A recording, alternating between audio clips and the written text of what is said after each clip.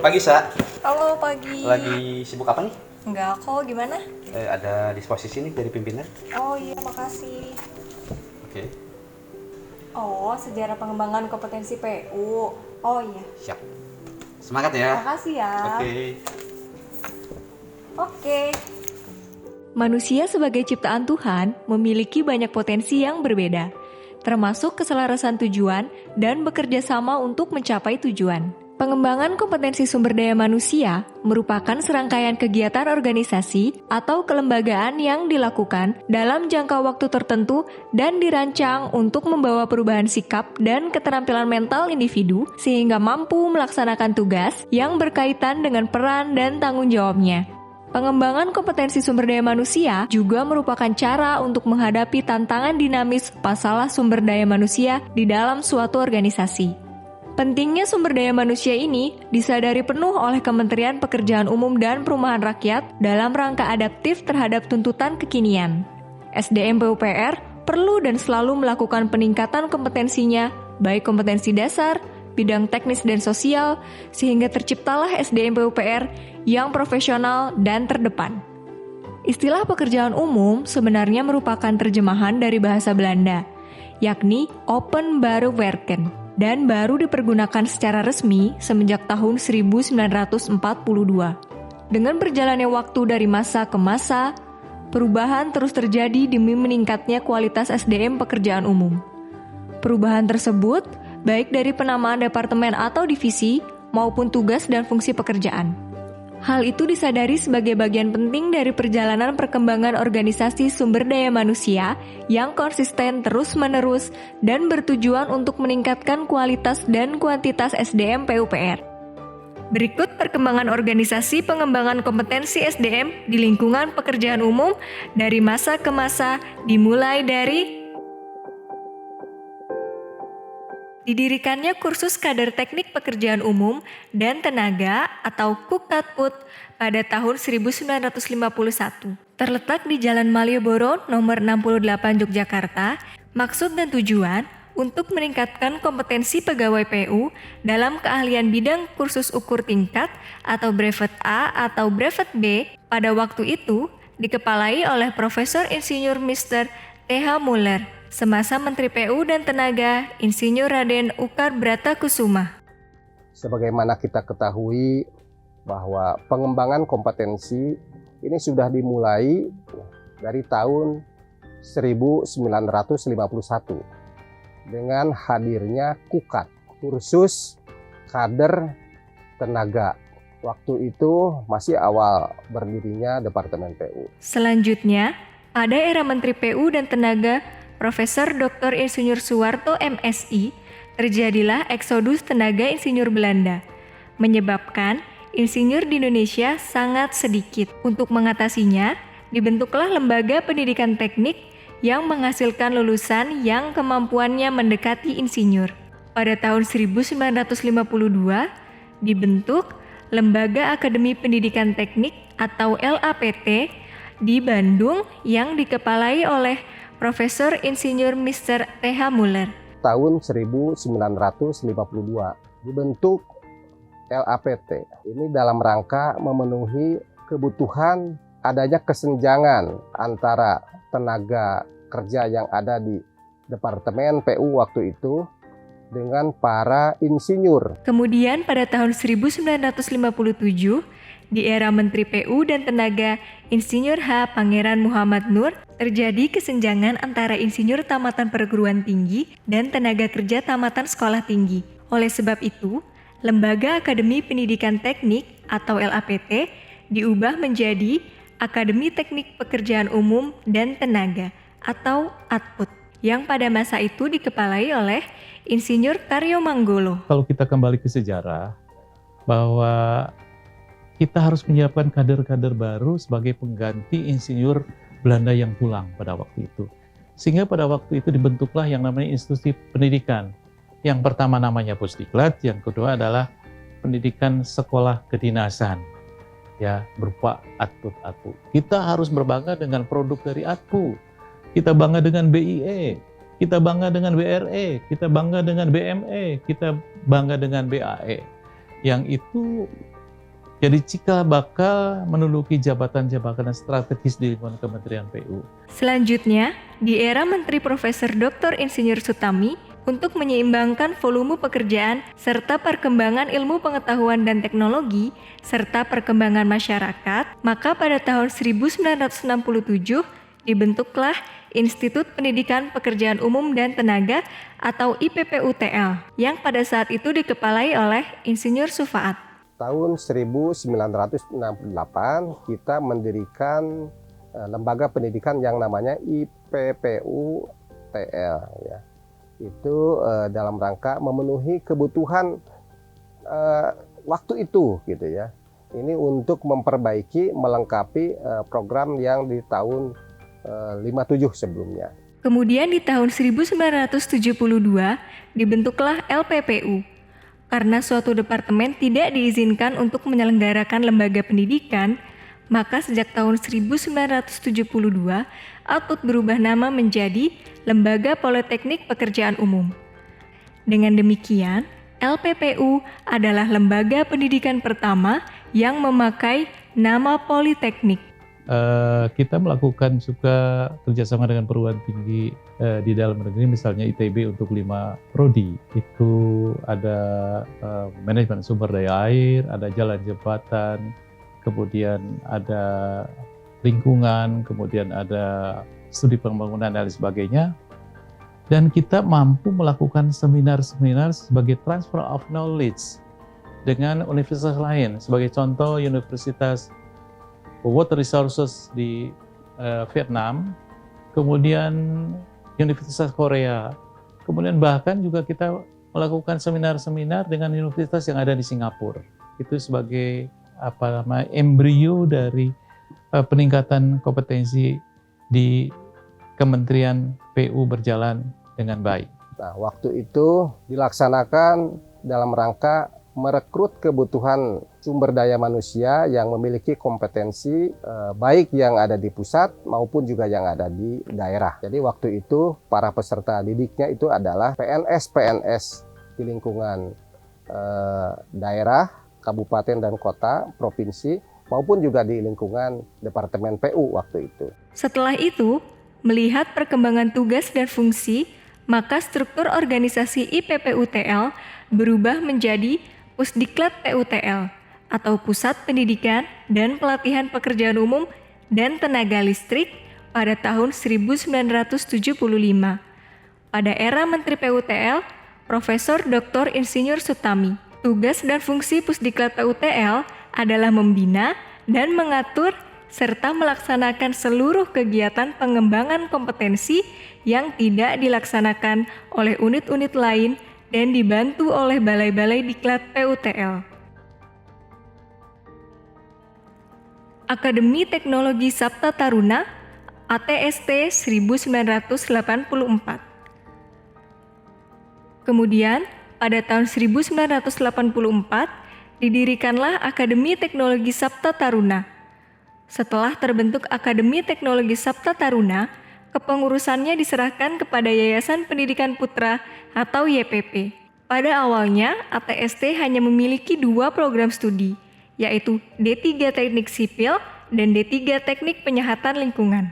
Pada tahun 2003 ditingkatkan menjadi 4 program studi S1 dan D3 Teknik Lingkungan dan program studi S1 dan D3 Teknik Sipil, dan berubah menjadi Sekolah Tinggi Teknologi Sabta Taruna atau STTST. Nama Sabta Taruna diambil dari 7 pahlawan pekerjaan umum yang berjasa dalam Perang Kemerdekaan RI saat mempertahankan Gedung Sate Bandung. Selanjutnya di tahun 1984, Pusdiklat PUTL berubah menjadi Pusat Pendidikan dan Pelatihan Pegawai. Pada era Menteri PU, Dr. Insinyur Suyono Sosrodarsono dan dikepalai oleh Insinyur Suharja Cakradipura yang dilanjutkan oleh Dr. Andes Anis Latif, Insinyur Jauhari Sumintarja Dipel BLDSSC, Insinyur Nini Kusuma Atmaja Maramis. Kemudian pada tahun 1986, Departemen PU bekerja sama dengan IHEDALF Belanda dengan membentuk Bandung International Program in Water Resources Development atau B-Powered. Kerjasama tersebut untuk meningkatkan kemampuan profesional pegawai PU di bidang sumber daya air. Pada tahun 1991, B-Powered berubah menjadi Program Spesialis 1 atau SP1, kerjasama Departemen PU dengan ITB, dan pada tahun 2007, program tersebut ditingkatkan menjadi Program Studi Magister Pengelolaan Sumber Daya Air atau MPSDA. Yang pertama kita kerjasama dengan negara Belanda, ya kita melakukan pendidikan di bidang jalan dan jembatan untuk program master. Kemudian yang kedua kita menghidupkan kembali kerjasama dengan IHI Dialog dengan Belanda. Kemudian ketiga kita mencoba menelusuri kerjasama dengan di Jerman dengan dua university, yaitu University Stuttgart dan University München. Program kemitraan itu baik jenjang atau bidang studinya ya dilakukan secara sekuensial sesuai kebutuhan. Ya. Oleh karena itu misalnya ada jenjang D1 ya, D1 untuk juru ukur dan juru gambar karena kebutuhan yang sangat spesifik ya, maka kita kembangkan program D1. Kalau program D4 secara regional. Regional itu di provinsi-provinsi tertentu ya mengembangkan program D4. D2 itu desentralisasi kalau sana di semua provinsi ya ada di semua daerah untuk program D3 ya. Kalau untuk D4 baru itu regionalisasi, hanya di beberapa provinsi saja bisa mengembangkan program D4 ya. Ya, tapi dengan bidang-bidang studi yang tadi sudah saya jelaskan. Kalau untuk program S2 itu secara centralized ya, dikembangkan hanya terpusat saja. Setelah itu, pada Desember 1995, kerjasama Departemen PU dengan ITB berakhir.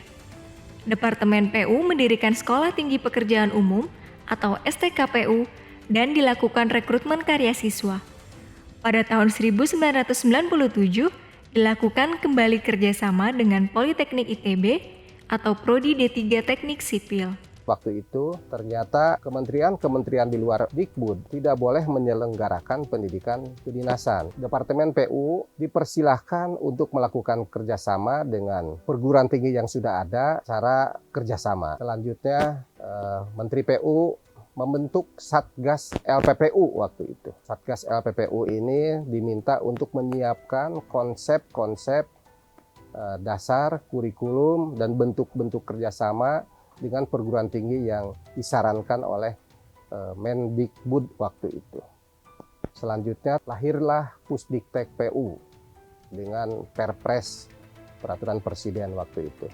Kemudian dibentuk unit organisasi yang menangani kerjasama pendidikan kedinasan, yaitu Pusdiktek atau Pusat Pendidikan Keahlian Teknik, yang mempunyai tugas melaksanakan pembinaan dan pendidikan keahlian teknik serta kerjasama pendidikan bidang KPU-an, yang pertama kali dikepalai oleh Insinyur Andria Suhanjaya, Dipel SEMA, kemudian dilanjutkan oleh Insinyur Suprapto MSc FPE APU, kemudian pada tahun 2000 sampai 2002 kembali dijabat oleh Insinyur Andria Suhanjaya, Dipel SEMA, dan selanjutnya dikepalai oleh Dr. Insinyur Nana Rukmana MA.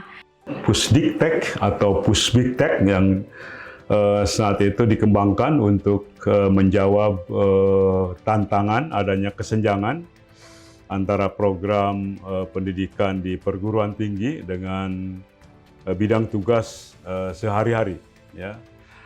Oleh karena itu, saat itu dikembangkan program kemitraan, ya sekitar 21 perguruan tinggi yang membuka jenjang dan bidang studi yang sangat diperlukan di bidang PUPR. Itu dikembangkan juga program yang spesifik ya, program bimbingan konseling ya berupa SSS atau Student Support Services ya, sebelum proses belajar dan mengajar, dan program CPD, ya, Career Planning Development, sebelum memasuki dunia kerja. Untuk menjamin terciptanya link and match, ya, karena saat ini alumni-alumni pendidikan di perguruan tinggi yang diterima di PUPR itu tidak sepenuhnya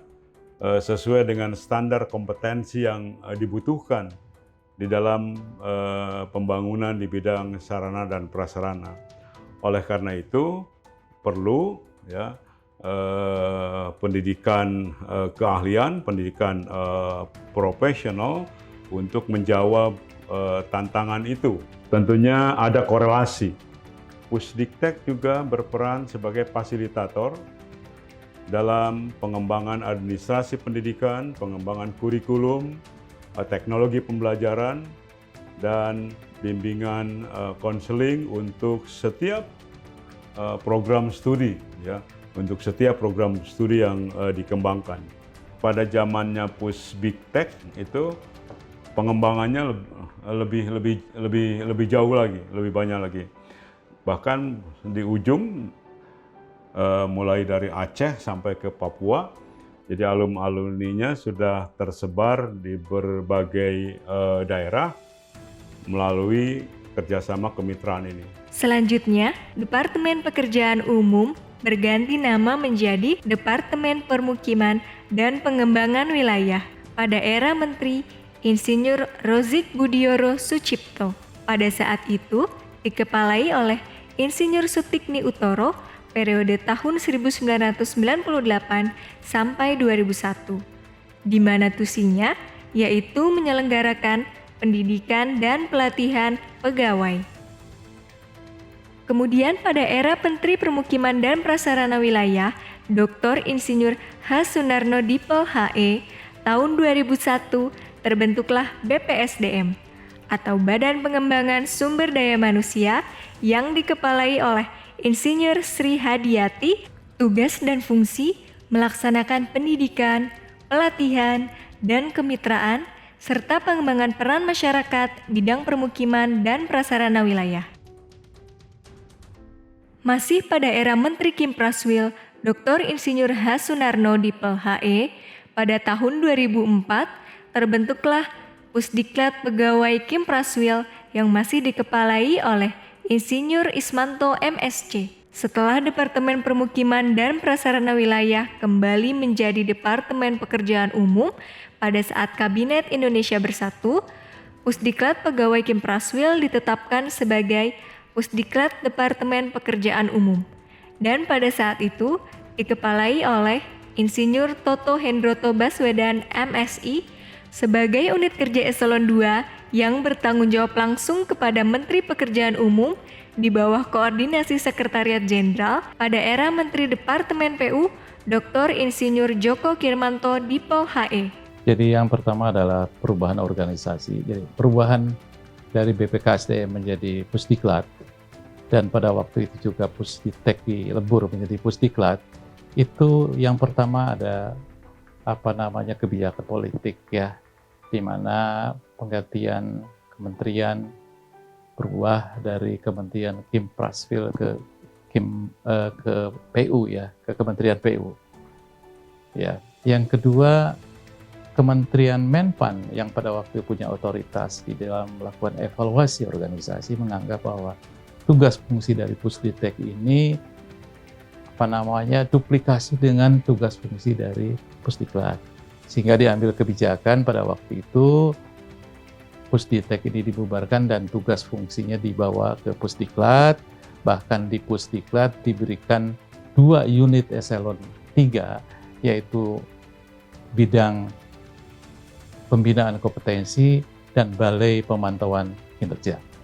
Kemudian pada era Menteri Departemen PU, Dr. Insinyur Joko Kirmanto Dipel HE, tahun 2005, Bappekin dan BPSDM bergabung menjadi BPKSDM dan yang menangani penyelenggaraan kerjasama pendidikan adalah masih ditangani oleh Pusdiktek dan sebagai unit kerja eselon 2 di bawah Badan Pembinaan Konstruksi dan Sumber Daya Manusia atau BPKSDM yang pertama kali dikepalai oleh Insinyur Iwan Nursyiwan Dipl HE. Tanggal 29 Juni 2005 dikepalai oleh Dr. Insinyur Nana Rukmana MA, kemudian pada tahun 2007 berubah menjadi Pusbiktek atau Pusat Pembinaan Keahlian Teknik yang dikepalai oleh Insinyur Lukman Arifin MSI. Setelah itu, pada tahun 2010, BPKSDM berubah menjadi Badan Pembinaan Konstruksi, sehingga tusi Pusbiktek yang menangani kerjasama pendidikan dialihkan ke Pusdiklat Kementerian Pekerjaan Umum. Saya melihat dengan seksama peraturan yang sudah berlaku dan saya sedikit berkiblat pada 3 hasil rekomendasi dari Capacity Building Project.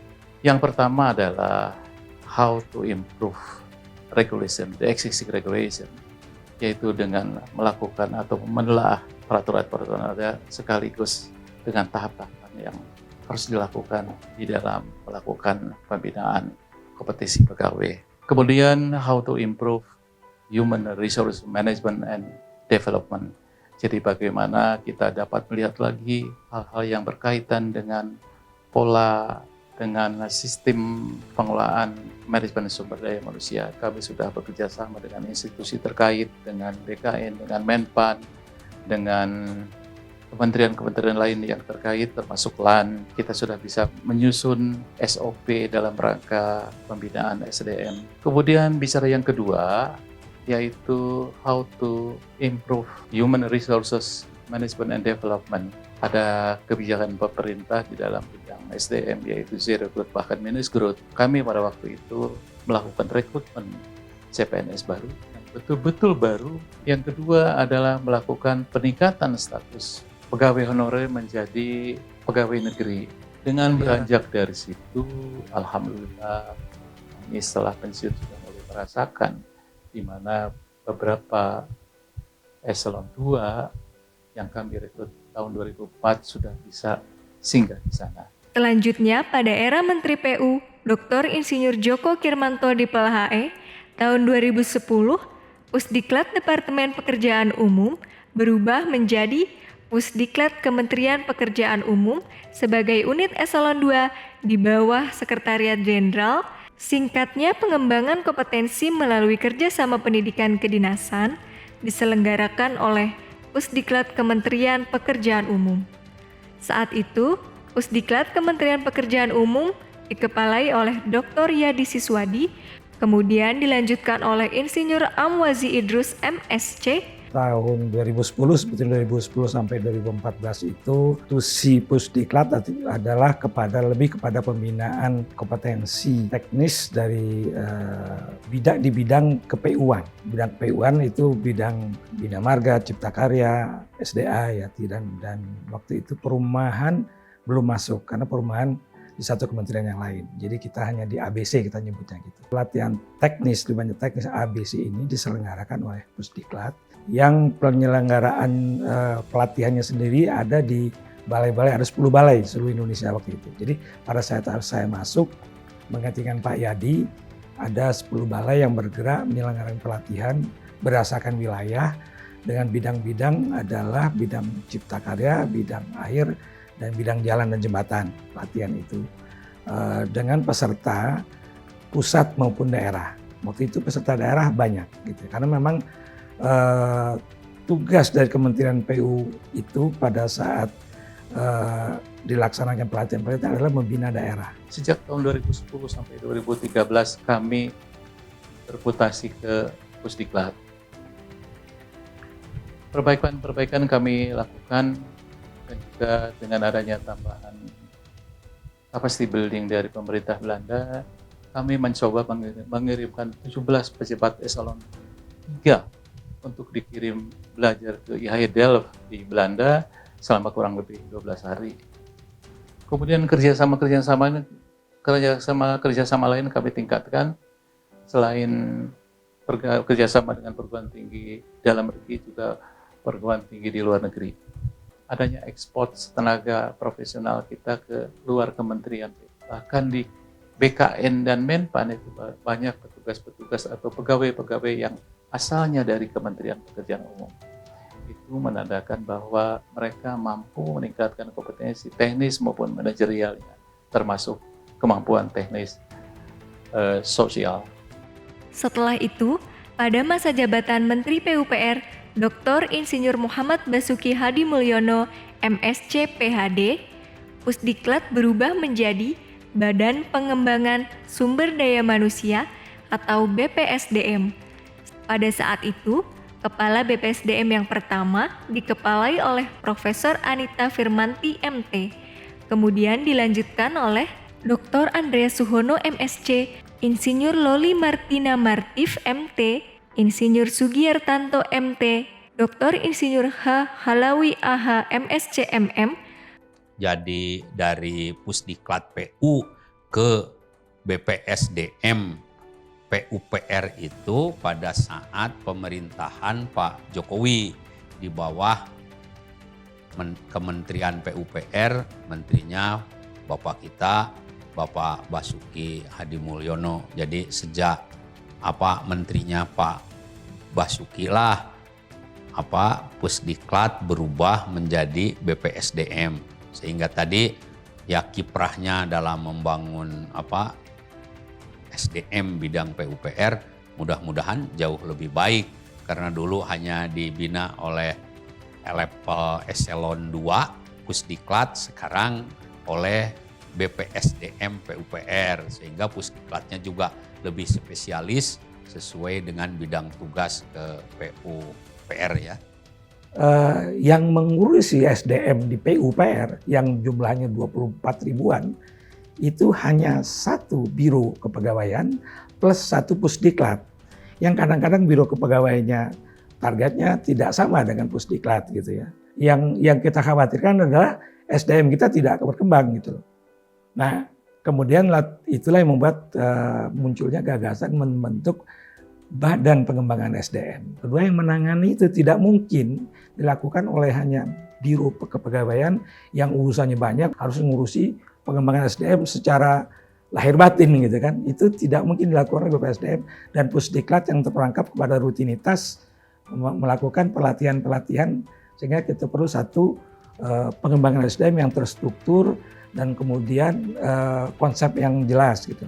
Nah, inilah yang kemudian kita kadang-kadang ke Menpan tentunya atas persetujuan Pak Menteri, dan Pak Menteri waktu itu sangat antusias bahwa ya memang betul, apalagi di mana kita harus memampukan daerah. Bayangkan untuk memampukan daerah ditangani oleh satu direktorat, satu unit eselon 2 begitu untuk ke-PU-an seluruh Indonesia. Jadi suatu pekerjaan yang sangat berat yang tidak mungkin dilakukan oleh satu unit eselon 2 saja, yang akhirnya Pak Menteri juga bersikeras berhasil BPSDM itu. Mungkin yang perlu dipertimbangkan ke depan adalah ke daerah, ke pelatihan ke daerah, karena seperti tadi saya sampaikan tugas utama kita sebagai kementerian adalah melakukan pembinaan ke daerah. Justru kalau PUPR bisa memampukan daerah membangun sendiri infrastrukturnya, di situ baru kita bisa nilai PUPR itu berhasil. Saya sebetulnya berharap kalau ini bisa didorong dan kemudian apa yang dicita-citakan untuk memampukan daerah dalam membangun infrastruktur, itulah legasinya Pak Menteri.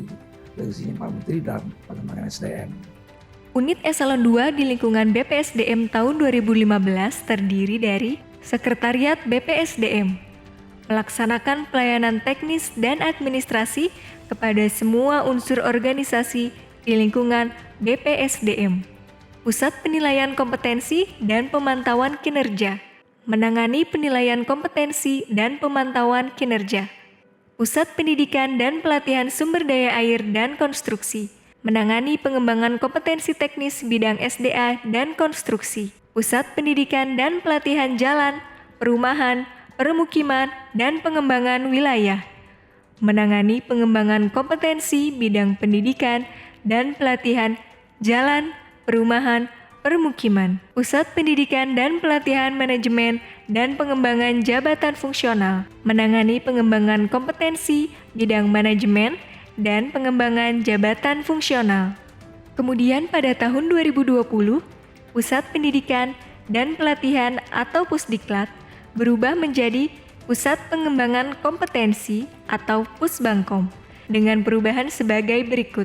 Sekretariat BPSDM, Pusat Pengembangan Talenta, Pusat Pengembangan Kompetensi Sumber Daya Air dan Permukiman, Pusat Pengembangan Kompetensi Jalan, Perumahan, dan Pengembangan Infrastruktur Wilayah, dan Pusat Pengembangan Kompetensi Manajemen.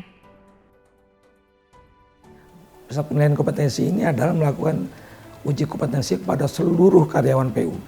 Nah, apa yang telah dilakukan pada masa Pusdiklat, waktu itu kita masih mencoba secara random, di pusat satu ini kita lakukan secara tersistem.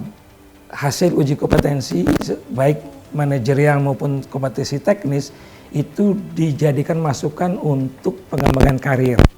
Tapi paling tidak secara pengembangan SDM itu karir orang itu lebih terarah gitu. Jadi BPSDM pun bersama-sama dengan UNOR menyusun yang namanya pola pengembangan karir gitu. Jadi untuk sampai kepada jenjang tertentu apa yang harus dilakukan, dia harus ikut diklat apa, kesiapannya secara pengetahuan, secara kompetensinya itu ada di BPSDM.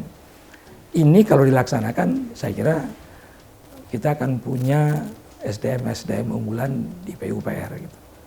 Saya kira saya sungguh berbahagia sekarang mendapatkan kemajuan pembinaan kompetensi pegawai yang bukan main ya dengan telah berdirinya BPSDM sejak tahun 2015. Banyak kemajuan di bidang infrastruktur, di bidang SDM, kemudian di bidang organisasi. Saya melihat makin diperdetil, makin diperluas dengan berdirinya pusat-pusat. Ada pusat yang di sektor teknis, ada pusat yang di manajerial. Politeknik Pekerjaan Umum merupakan perguruan tinggi negeri atau PTN rintisan baru di bawah Kementerian Pekerjaan Umum dan Perumahan Rakyat di Kota Semarang. Dipimpin oleh direktur yang bertanggung jawab kepada Menteri PUPR melalui Kepala Badan Pengembangan Sumber Daya Manusia BPSDM. Penekanan politeknik yaitu pada kemampuan praktek 60% dan pengetahuan teori 40%. Diharapkan mampu melaksanakan dan mengawasi konstruksi bangunan air, gedung, dan jalan jembatan, melaksanakan operasionalisasi peralatan dan teknologi konstruksi, serta melakukan monef terhadap konstruksi bangunan. Telah juga dibentuk Politeknik PUPR. Nah, ini juga merupakan satu terobosan juga, karena ini bukan pendidikan kedinasan, tapi ini perguruan tinggi untuk umum, artinya direkrut pesertanya dari lulusan SMA. Kalau seandainya mereka nanti setelah lulus bekerja di daerah, ya di lingkungan dinas-dinas PU, di kabupaten, kota, provinsi, atau juga badan-badan usaha daerah yang menangani bidang infrastruktur, ini bagus. Ini sehingga bisa menularkan ilmu-ilmu terapan yang dibutuhkan oleh Kementerian PUPR sebagai pembina teknis dalam bidang infrastruktur. Nah, sehingga para lulusan ini diharapkan nanti betul-betul nanti bisa membangun Indonesia dari daerah.